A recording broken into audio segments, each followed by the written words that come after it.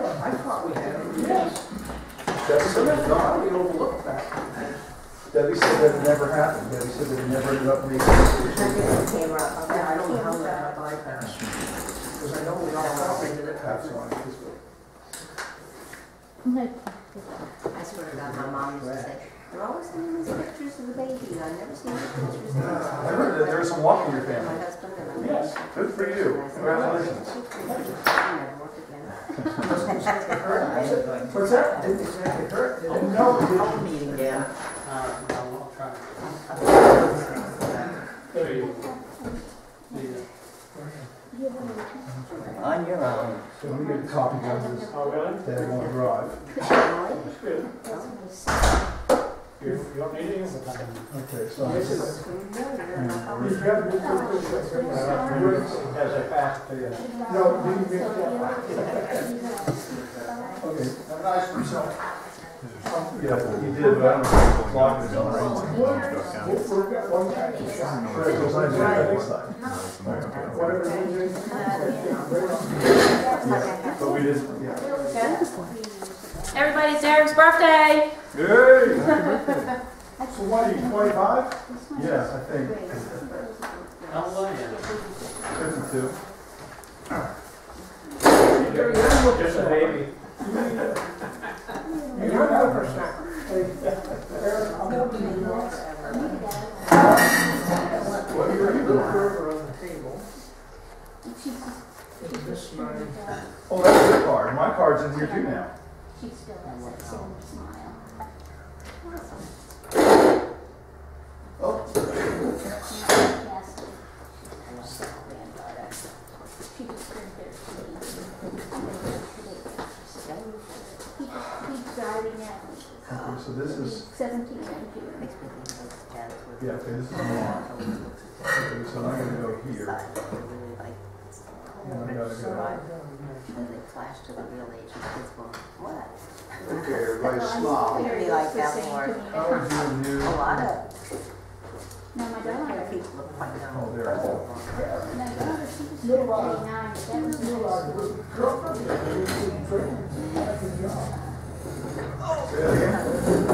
she just got back from Hungary. All over the world. Go from my view, which one? That's my best. Oh, that one.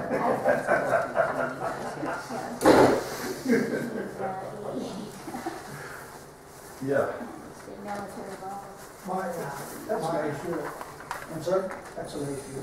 It's like the third My daughter was still telling me this. So she says, well, It's so far ahead of what was on 5 years ago. Well, I guess we ought to pick up a spare ball. I haven't done that. Anytime you get better, burns out now, SOL. I didn't do balls on it, why is he, why don't you have, oh, he must have set that one I up. went back to school What are you somehow. talking about? This Clifton Town office, I never said. Oh, no, it's Eric and I, or Rick and I were working Sacramento. Oh, He set up that YouTube account. So you need to go to, no, I'm not even interested in that. I need to get an email out. Did you send it to 9 or 1 or what? No, yeah, 9 to 1. That's I'm not set though. Or actually, Clifton, Pete, and Sharon called. No, PB01. Well, anyway, I just, yeah. he was showing me how to get into the account he set up, so. Oh, God. If not, I got it right here. You can go, it should be on just there.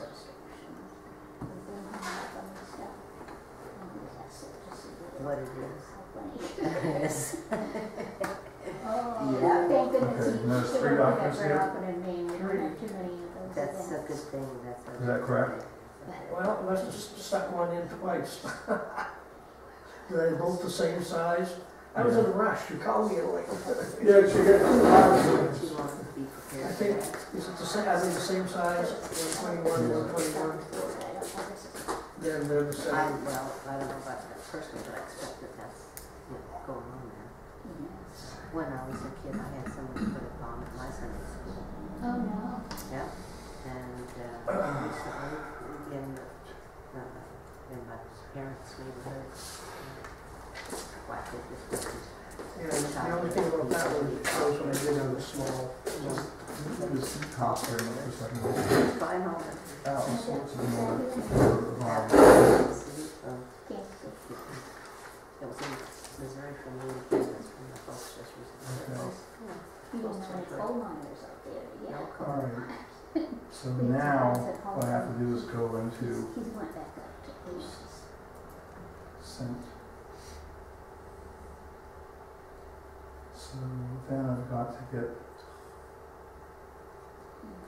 okay, now, alright. So, a couple things I found out. So tonight we have to answer the questions first. Okay, I found out that the documents that were dropped off, start at the top, from Peter Beckford, that letter, it wasn't mailed to the town hall. Somebody, miscellaneous person dropped it off, so it wasn't like an official public comment. I haven't had a chance to take it off the site, so I'm probably going to take it off the site. I was told that it was brought to the town hall, and I didn't know it was not by like an agent of Peter Beckford or whatever. So apparently it's not an official delivery regarding the actual ordinance. So it was just mailed to some people. Did anybody else get a letter from Peter Beckford? I did. I got a mass mailing. You Me got a too. mass mailing, so you did get a copy of it. I Did you got get a copy? something. No, but on the planning board. Did you get a copy? Okay, I did not get a copy. You did not get a copy. It appears to be a mass mailing. Right, right. So anyway, so it was brought to my attention by other people, but it wasn't actually mailed to the town hall apparently. Somebody physically dropped it off at the town hall, but it wasn't Peter Beckford or an agent of Peter Beckford. So, I mean, do you think I should leave it up on the website or take it down from the website? As long as we know it's from Peter Beckford, I think you should leave it on the website. Okay. I mean, it has no harm. Well, right, but I just didn't know if it was appropriate because it didn't, a mailed letter didn't come to the town hall. I don't care either way. I just was looking for consensus. I would suggest that it's public, it's still a comment, and it's relevant to the issues we're discussing. And So you guys okay with leaving it up then? All right, then I'll just leave it up. Okay, did you guys, either way, you bring the thing from Peter?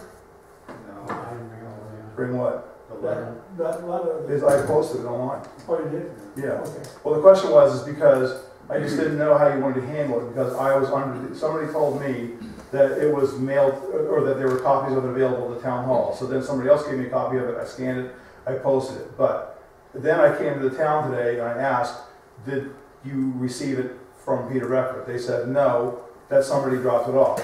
So, I just, We have a reasonable belief it came from Peter, that Right. I think it should stay, and whether we make comment on it, because I'm, All right, that's the second question. So, okay, so I'll leave it posted because it seems like you guys want it to leave posted. But then the second thing is because it wasn't mailed to the town hall or to the planning board in particular. But if it wasn't addressed to the planning board, I'm not sure we, as planning board, have an obligation to specifically address. Well, that's, I'm agreeing with that. On the other hand, posting it, I see no harm, as long as we're reasonably satisfied. I have no basis to believe otherwise. Right. So, okay, so we're just not going to respond to If it. he requested an answer, or there's some issue that there's a public need to answer, then we may want to discuss that. I mean, well, I could go either way on it, to be honest with you. It's been several days since I read it. I'm trying to recall if there was any compelling. Well, the only thing that was, in my view, was compelling was this repeated misclaim of the 52,080 feet, 1 mile setback from people's property lines. That was never, ever discussed. There was a discussion of a mile from houses using the main DEP standards. And then it was finally concluded to use the main DEP standards of 4,000 feet, and that's more restrictive because obviously the sound doesn't come to 4,000 feet and then suddenly accelerate up. And this was done before I got here. Oh, yes. So I have no real. Do you guys ever recall talking about a mile to property lines? I always remember talking about a mile to houses, and then it went to 4,000 feet to houses with the DEP standard. Thing is, 4,000 feet is more restricted than a mile. Right, it is. Because, you know, the thing that the mile come up is, This is the DEP standard at the time. well, other people was bringing it up to our attention that it was a mile. We tried to explain to them that the 4,000 feet was more restricted than a mile. How is that though? I don't quite understand that. How's miles further away, so how's that more restricted? Okay, because it was based on the sound. Because what's happened here is, you know, at the beginning, everybody used a distance as a proxy for sound. Because people said, I'm worried about the sound, make it a mile away. I'm worried about the sound, make it 2 miles away. Well, what sound are you worried about? Well, if it gets to be 40 decibels, 45 decibels, 50 decibels, 35 decibels, all these different numbers rattling all over the place for how many decibels people will take. Well, then you go to and you do an actual scientific analysis. Well, where does 35 decibels occur? Where does 40 decibels occur? Where does 50 decibels occur? Well, it's a hell of a lot less than a mile. It's actually a hell of a lot less than 4,000 feet. So people say that they're worried about the sound, all right, but then they throw this distance out there, which is just basically just a proxy for their lack of understanding for the sound that they're talking about. And then what it actually turns out to be is, you know, for people who really adamantly don't want to have a wind turbine, the distance, because of parcel sizes in the New England and northern, you know, in the Northeast region, typically aren't as big as parcel sizes out west, for example, which there's, you know, clearly tons of federal land that could be bought and sold that are, you know, mile by mile, 2 mile by 2 mile, etc. Okay, the parcels up here are generally in the magnitude of, you know, 2, 3, 4,000 by 2, 3, 4,000 feet type of thing, or whatever. Then you get into situations where it's just difficult to site, you know, unless you're up in the timberlands in the lurk country, it becomes difficult to site. So what people do who don't want it, have a wind turbine, they just put that in there. But it's really, it's an arbitrary number. It's not based on anything except for the fact that it tends to exclude it. But then when you ask them, well, what's the threat? They say the threat is the sound. So it's like the threat's the sound, but I'm going to throw the distance in there because that makes it so that you can't do it, basically. But it's arbitrary. It's not supportable by science. That's the biggest issue, and Haskler addressed that in his letter. That's the problem. The other thing is you find that the distances are all over the place, all over the world. I mean, in some places they're 500 meters. There's less. In places they're 300 meters, which is ridiculous because of the sound, but it has nothing to do with.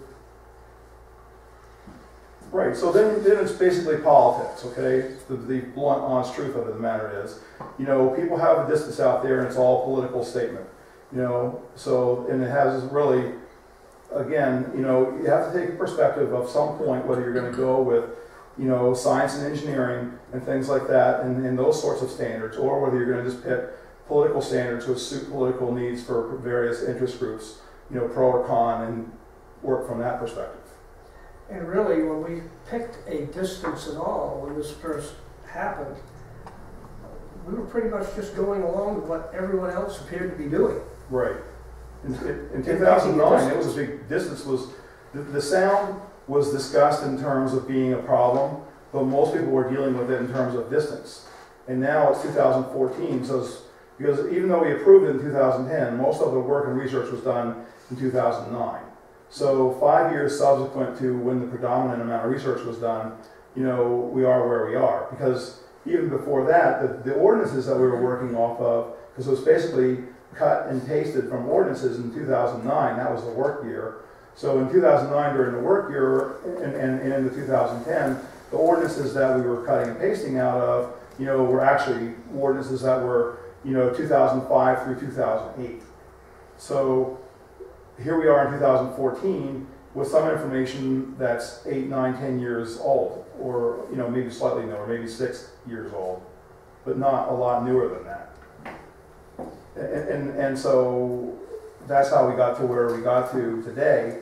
And so, of course, having discussions about anything else creates people, you know, people who are against it, and people who've been in town against it consistently for several years, that that's the solution. And if we was to go back to the state recommendations, you could build it tomorrow. We're more restrictive as we are. And then after we did the distance thing, we started with, it was like 50 and 40, is that correct, Bruce? Like 50 at night, 40 in the day, or something like that? No. The first go around? 50 at day and 40 at night. You're right, I'm sorry, right, the other way around. That was the initial one, right, you're right. 15 a day, 40 at night at 4,000 feet. And the state at the time was like 50 in the day and 40 at night at a mile. No, 55 and 45. Well, that's right. Right, the state was really loose. 55 and 45, right, exactly, at a mile. So then we said, we're gonna go 5 decibels lower than the state at 4,000 feet. So then that's what we did. And that actually even included, if so say that was 40 at night, that even included a 5 decibel tonal penalty. So effectively what that meant was you actually had to make sure that your wind turbine would be 35 decibels at 4,000 feet, just in case you had to calculate a tone penalty and go up, right? Because the tone penalty was 5 decibels back then, right, Bruce? It was, and it was based on and also an incorrect standard. Well, no, I realize that, but the point is that there was a tone penalty in the 40. Right. That's actually the most relevant fact, whether it's the right standard or the wrong standard.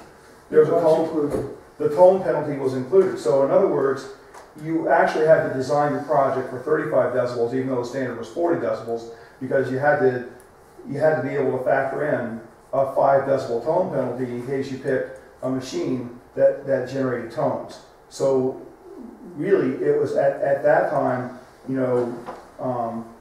decibels and almost 1,300 feet shorter that you had to meet the requirement. So this is discussion about the mile from a property line, etc. I mean, that's basically been discussed numerous times over the past, several years, and it keeps being a repeated misclaim, misinformation, despite multiple documents discussing it publicly and discussions here at the table. So that's the only relevant point in there of any magnitude that's tossed out. There's lots of other misstatements, but that's the most flagrant one.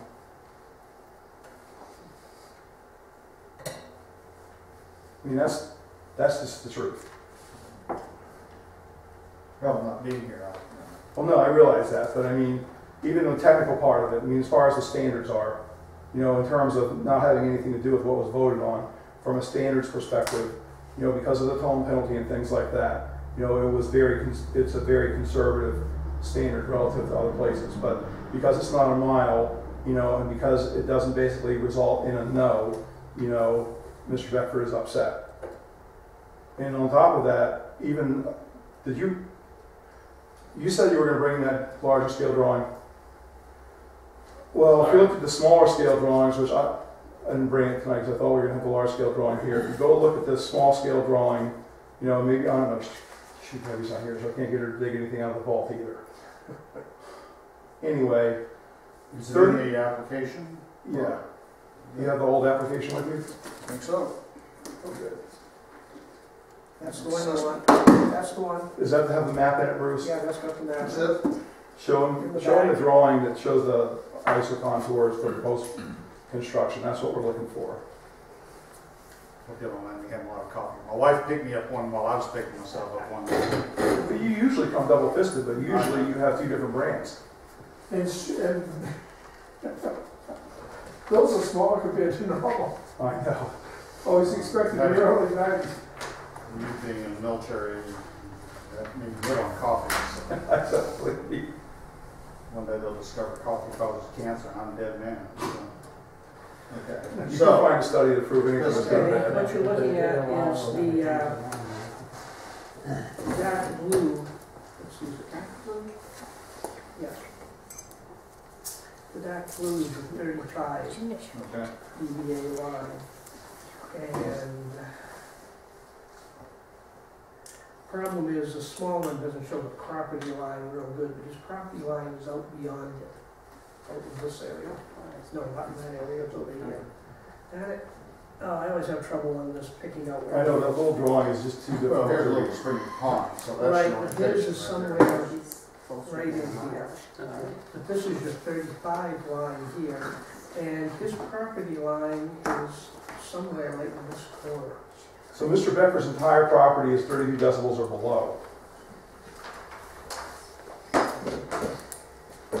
Now, I'm going to ask a loaded question here. This is a sound prediction map. Correct. How do we know the science is absolute on this, or do we? Well, we had it reviewed by Dave Hessler, who concurred with the study. So we had an independent consultant from Virginia do the review of it, because, you know, we're certainly not qualified to make that determination. Okay, it's signed by a licensed engineer. Actually, that's the first thing. It's signed by a professional engineer, number one, so his credentials are on the line. Number two was reviewed by Dave Hessler. Number three, it was reviewed by the sound engineer at the Maine Department of Environmental Protection. And it's the only study or the only project where he, you know, that's known to us that he was not going to require post-construction monitoring like he does for all the other projects, because he felt that the study was so tight. Now, on top of that, even as another piece of technical data on this very specific project, there's a 4 decibel safety factor just arbitrarily added on to all the actual predictions. So where you see the number like 35, you know, what that really means is the number 31. But 35 is the one that he stamped. But he said during the submission process that he had added 4 decibels to all of his analysis just to be safe. So really, on the Beckford property line, you know, theoretically, you're looking at 28. Okay, and if you take out the potential for tone penalties, you're actually looking at 23, which is not even as quiet as a bedroom. The only thing you can really go by as well, another thing you can go by is compare the sound predictions for other sites, and that does not include Myers Hill, because Myers Hill was the first one and they did screw up on that. But if you compare it for other projects to the compliance testing afterwards, you find that these predictions are very close. But Mars Hill was wrong. Myers Hill is wrong. But actually with Myers Hill, there was 2 things that went wrong there. One was the state standard was 45-55, which is much higher. And the other thing that was wrong there is they actually gave them a waiver for 5 dB over that. So in effect, at Myers Hill, for part of it, the actual standard is 50 and 60 that the state gave them. So yeah, that was a problem. And another thing about Myers Hill is his house is real close to the turbines. There ain't no houses close to these turbines. Well, the other issue, even with this particular one, as far as how it worked out, initially when I guess the prototyping or whatever you want to call it, the pre-development studies were all being looked at, you know, they were considering the very first proposal that came in front of us was the General Electric turbine, okay, which was the same turbine that they put in Mars Hill and several other places around the state. Well, as a result of having the 4,000 feet, the 50 and 40, and the potential for tone penalties and things like that, you know, Fuller had to change to the Vestas wind turbines. They had to re-engineer the whole thing for a different turbine. So, you know, there was a tangible outcome from having to go from being at a mile down to 4,000 feet. The tangible outcome was couldn't use the GE turbines, had to change the turbines to the Vestas because they're quieter. This right here is the map for the GE, and you can see the differences and where the lines are. So there, I guess the relevant point on that is there was a tangible outcome to being more restrictive. It wasn't a null effect.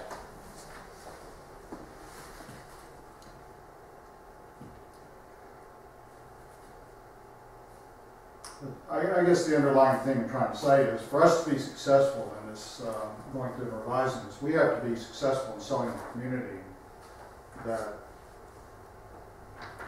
it is as restrictive or more restrictive or whatever. It's gotta, you know, they've gotta understand that.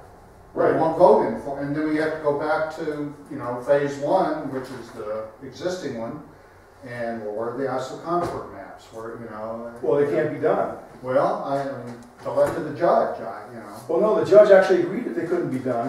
What happened with the judge, well, we'll address that because that's actually in the answer to one of the questions. problem is the judge is ruling on legalities, not on what is scientific or physically I possible. understand that, but, you know, if you're gonna have something, a land use ordinance revision, number one, people have to vote on it, they have to accept it, okay? So it's incumbent upon us to do what the town is willing to accept. Number two, it has to be able to withstand, I would think, at least some form of legal challenge against the town if the town is a party to a lawsuit. So, okay, so given that now we know we can't do isocontours, and if you're only considering the legal. I'm just saying it as an example. Well, no, I agree with you, I'm just gonna play it out here, okay? So let's just pretend now that somebody else, this doesn't get voted through. So this doesn't get voted through, we're stuck with the old ordinance on June 11th or whatever that is, okay? If I wanted to go make some money off of this or whatever, and I just had beaucoup dinero and I was in the wind business, okay, I would come to Clifton, now that we know what that court order said, and I would put a wind project up, and I would dare Clifton to make me do isocontours.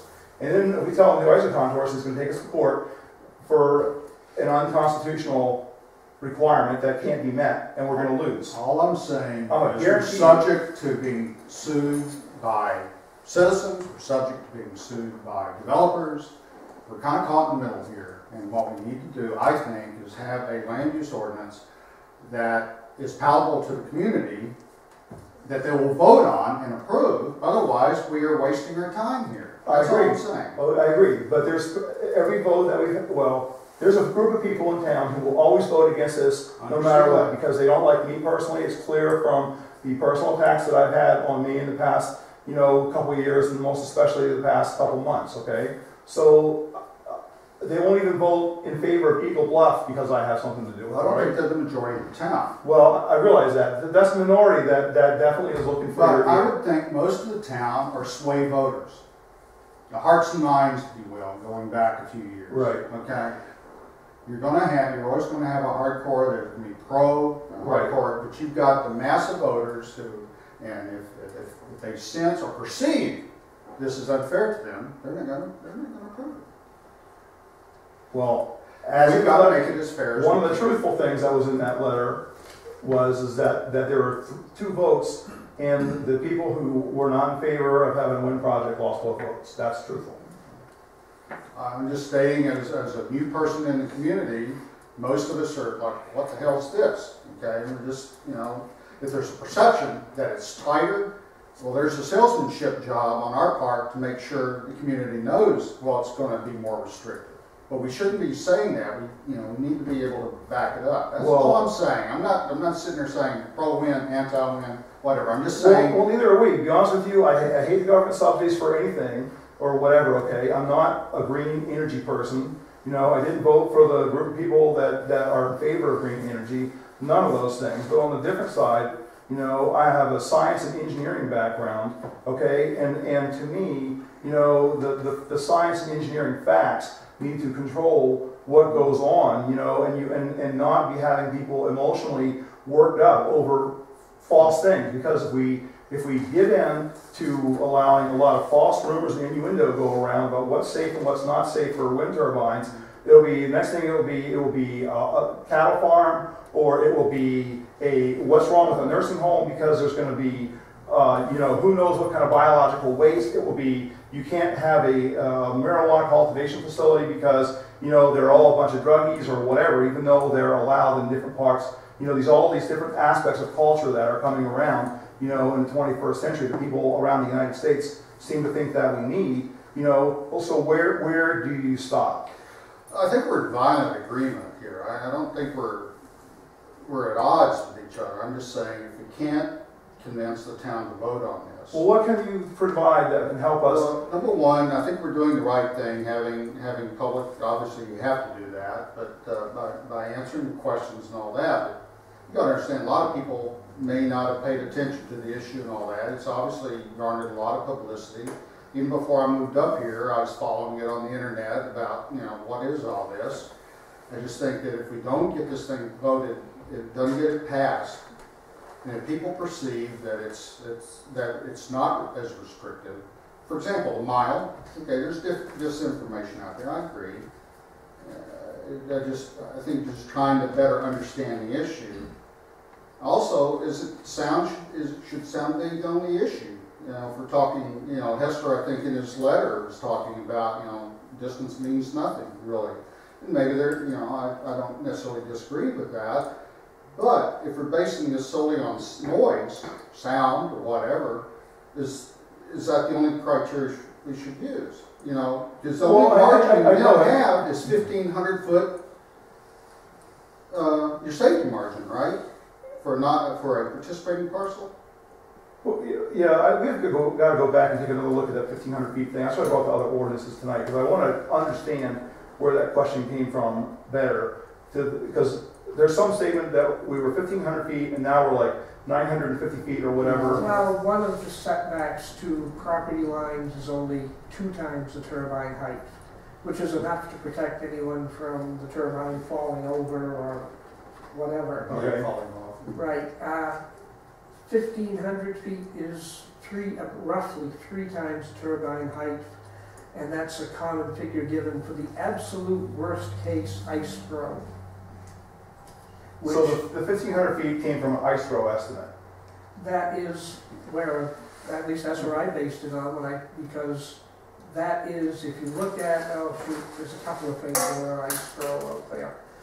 And one place is there's like 20 pages of mathematical calculations of if the ice lets go at the exact right angle at a certain RPM, how far theoretically can it go?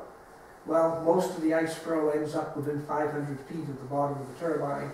But theoretically, if it left at exactly the right moment, at an exact... Somewhere up there, like you can start the lightning, kind of. Yeah, odds. basically in order to get your maximum trajectory, it has to come off at exactly 45 degrees at maximum RPM from out near the end of the blade, not near the base. And in that case, you can supposedly get up to about 3 times the turbine height. Right. So we could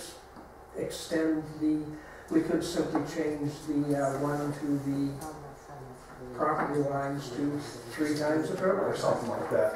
Well, this is the other thing then, okay? So, because I kind of agree, if you're looking at the distance thing, okay? So what value are you going to get out of the distance thing from a science perspective, okay? So hang on, so because I thought about this. So whether you were a mile, this visual thing, or you know, that people, when I brought this visual thing up several years ago, nobody seemed to want to get interested in some sort of calculus for how to come around this visual thing. So it was never addressed in a metric way. So, and there's really not a lot of visual standards around the state, you know, that are really hard metrics. And the only documents, even around the country, for coming up with hard metrics on visual, because it's such a subjective thing, obviously. You know, the only thing I was ever able to find back then, and I haven't done a lot of research lately, is a Park Service document that was written back in like 1960. And it was all scanned in. And it was like really difficult for me to even get it off the internet. It was so huge. Okay? So anyway, that's how prolific distance issues have been. But whether it's, because nobody wants to touch them, whether it's 1,500 feet or 15,000 feet, okay, if you could get it 15,000 feet, no matter what, you're going to be able to see wind turbines from a distance. Because, and that was one of the other issues that came up when we first started to work on the project. The only reference points that we had for visual issues were antennas. Because we had the antennas on Oak Bayou, on Peak Mountain. We had the antennas over here on Black Cap. We had the antenna, you can see the antennas all the way down to Dixmont and 1 or 2 other places. Oh, you can see some over in Oregon. And Brewer. And Brewer. So but they started to get more and more distant, but you could see 0 wind turbines from any place in town when this project was first being proposed. However, subsequent to that, now you can see probably, depending on where you're standing in Clifton, you can probably see between 15 and 25, roughly, something like that. It's a lot. Because all you have to do is look up north and you can see them all. And so, from a different perspective in terms of time, the visual horizon in places where we have no control from Clifton changed. Well, I won't disagree with what you're saying, but on the other hand, it's a big difference between having a wind turbine 1,500 feet from your home and one 4,000 feet from your home. Correct. I mean, that's pretty significant. And people can get their hands around 1,500 feet, they can get their hands around 4,000 feet. They can't get their hands around 35 decibels, or at least I... Right, I agree with you. And the danger, I think, is if the 4,000 feet adds, or any distance in addition to noise, adds a safety margin, an aesthetics margin, that maybe it's incalculable, but nevertheless, it is a margin. Hessler's letter the other day was talking about, the low frequency sound, and I guess if I understood the letter correctly, people have moved out of their homes in some areas but the test data don't support, there's something wrong. And I think his words were, there's no data at present to do that. Well, what happens 5 years from now? I'm just saying the extra distance adds a safety margin. Now, the existing permit was based on a 4,000-foot distance, so we know that it can fit in that parameter and meet the standards of the state, assuming the court agrees or whatever. Okay, we know that. But in the future circumstances, we're talking about a different standard, possibly. If we go with Hessler's viewpoint that sound is the only basis to do it on. Right. Well, actually, one of the still other the things... aesthetics of it, he doesn't take into consideration. Correct, he does know that. Okay? There is an unknown about low frequency noise, and I doubt it's a serious health hazard, but the further out it is, the less chance of it being one. Also, coming from my background, is skepticism. Agent Orange is going to be safe. Well, guess what? Right. It's not. And 9/11 work site was safe. Well, right. All I'm saying is there should be a healthy degree of skepticism. And I agree, but also, when these first came out, everybody said people were going to have brain tumors, and they don't. And they also said we sent people to outside the Earth's atmosphere and sent them to the moon, they were going to come back with diseases, and they don't. But they go blind. Well, they do, because of ultraviolet rays. That was a lot more predictable than these little bacteria that are going to be in that. All I'm saying is it doesn't hurt to have a safe, it doesn't affect the current project. Because if I understand correctly, he was able to, they've been able to fit it in under the existing rules, and assuming the court agrees or whatever, it should not impact that project. If we change that, do away with 4,000 or the 4,000 distance, I think it's going to be a hard sell to the community. Well, in some cases, but we haven't gotten that question yet, but just kind of even to think about it a different way too. Right now, the standard says that if you're, it gives you basically a permanent excursion limit. So let's just pretend that it can be argued that your property, because you live close to a road, well, you're not good enough. You're at 45 as your average, so we get to add 5 decibels, so we can actually be 50 on your property. Okay. Well, the proposal that Bruce is coming up with completely does away with that. It says no matter what, whether you live on the edge of Route 9 or you live in the most quietest hollow in the entire town, there's no more 5 decibel excursion limit. Your emission limit at your house is 35 decibels, period, end of story, done. Not, 45 decibels because you live near a road and you get to add 5 decibels to it and you get to be louder. If we go with purely a sound basis, what's that mean to your house, your house, your house? Is it going to be, the nearest turbine could be 1,800 feet, to you maybe 2,000 feet, to you, to me, it's a moving target. It is a moving target. And as technology improves, and if you only go based on noise, that means that 5 years from now, it could be 1,600 feet from your house. In theory. In theory. That's all I'm saying. Technology changes. It's obviously a big industry. They're putting a lot of smart people, a lot of computer power. The technology is getting better, and and I think the community is going to have trouble grasping that. Well, we can put it as long as it's 35 dB, you're okay. Well, 35 dB can get you as close as 1,500 feet, right? No. Under the existing? Yeah. No. Safety margin? What's going to be the safety margin? Well, the safety margin is based on physical safety. So that's like 1,000 feet minimum. So how close can they bring it to I your have to go house? back and look. I think it's 1,500 feet. For It's- non-participating parcels, or for On participating participating parcels. parcels, the closest they can build is 1,500 feet. So what's the closest the wind turbine can be built to a non-participating parcel? To a non-participating parcel, Or a sensitive receptor? sensitive receptor, well, right now, Well, sound right limit right is now today 25 under the current dB. ordinance, Yes. it's gonna be 4,000 feet, right? Today, not on what we're proposing, what we have like in effect today. Right. It's That's 4,000. my It's understanding. 4,000 feet today, But what are we proposing? 35 decibels. Which could be what? I have to go look at that spreadsheet, It figure it would, out. you Could be find, what it is on the circle right here. That's The right. dark blue circle. And in 5 years, it could be maybe a couple hundred feet close. All I'm saying is, it's a moving target. It goes solely with noise. Can I throw one more thing in on it? Okay, would you wanna build your turbines closer than what they are right now to any parcels? For any residents, for one reason. What happens if yours goes above that? Didn't follow the question. Okay, you're saying they might be able to go as high as close as 1,500 feet.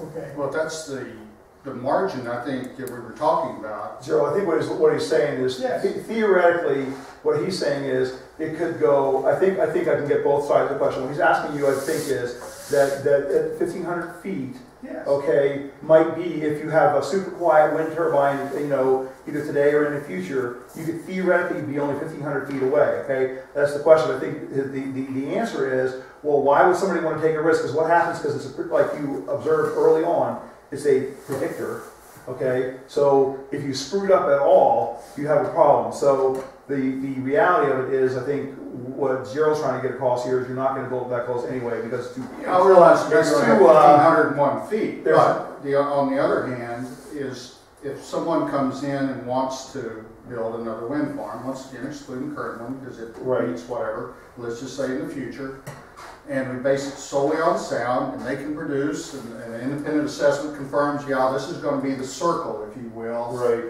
Well, that circle may be 2,200 feet in one area, it may be 2,500 feet in another area. That's the concern we have. That is true, because if you deal with the end points versus the lateral points, you know, the lateral distances, if you have like a line, you know, yes, the lateral ones would be further out than the. And let's say GE or Vesta comes up with a technological breakthrough, says, you know, we can cut the noise in half. Well, does that mean you then can shrink that circle even more and more and more? But you also got blade flicker going on. You gotta do a study on that. It's not just the I sound. understand. You know, you got a lot of decibel, you got a lot of things you gotta throw in there. But the sound is the biggest, But what you're telling the residents of Clifton, if we just go with sound, is we can't guarantee you how far the wind turbine will be from your home until scientists come in and show maps. but here's the thing, why should you be able to tell someone if they can prove they're not going to harm that person, why should you be able to tell them you have to be so far away arbitrarily? Well, number one, you know, it's, I guess you could say we're basing everything solely on noise and not the aesthetics of the community, you know.